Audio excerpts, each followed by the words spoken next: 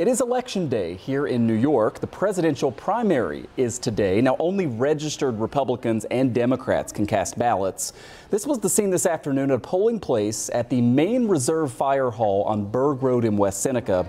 Now, since Joe Biden and Donald Trump have already locked up their nominations, there's not a ton of interest out there today. Plenty of open spots for you to go vote there. Bob McCarthy is our 7 News political analyst, and he joins me now live. Bob, good to see you. Yes, sir.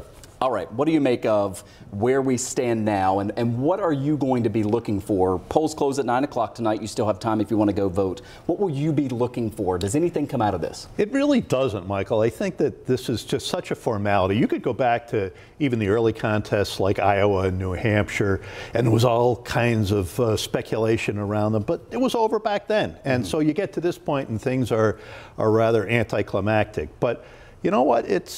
There are people out there who really like to vote in every election. It's a democracy. The law says we have these elections, so it's out there, and a lot of people are very proud to go out and vote today. So. New York is a blue state. No one anticipates that Donald Trump is going to be able to win here come November. But for Joe Biden, will people be sort of parsing the numbers tomorrow to see if there were a lot of people who chose to not vote if turnout is just super low, or decided to vote for someone else, especially those on the progressive side unhappy with his Gaza policy? I think sure there will be. There is no provision in New York to vote uncommitted like there was in Michigan, where that really was something that stood out. But yeah, people will be looking at this for any kind of a hint to see if there's any kind of defection in the Biden vote. And he needs every bit of vote that he can at this point, especially as he heads into the general. Yeah, no doubt about that. Finally, I want to ask you, the law changed a number of years ago now. We've been through several of these cycles where we have all of the early voting. Democrats outnumbered Republicans, by the way, in Erie County in early voting big time, which may tell us something. But we spend a lot of money now on early voting for so few people, especially for an election like this.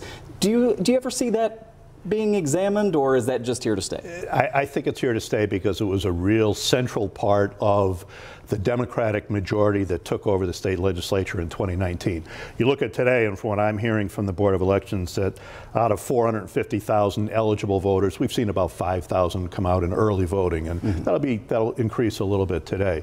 But I think that the philosophy in Albany these days, especially among the Democrats who are running the show there, is make it as easy as you possibly can, even if it costs money, even if you're having a lot of poll watchers sitting there doing nothing most of the day. Yeah. I know that, again, you can't read a whole lot into how this primary goes out because of such low turnout. But it'll be interesting tomorrow when you'll be back with us and we can go county by county and see, in Republican areas, in Allegheny County, for instance, or our eastern counties, if you saw a lot of turnout for people wanting to vote for Donald Trump, does that tell us something? Because during the last election in 2020, Western New York, the 8 counties as a whole, we're almost split right down the middle. We're a bellwether if you look at all 8 counties together. Yeah, if you look at all 8 counties, but you've got that big Erie County Democratic concentration that really kind of drives the show. But yeah, we'll be looking to see whether there's any real enthusiasm for both of these candidates, and that's a problem right now with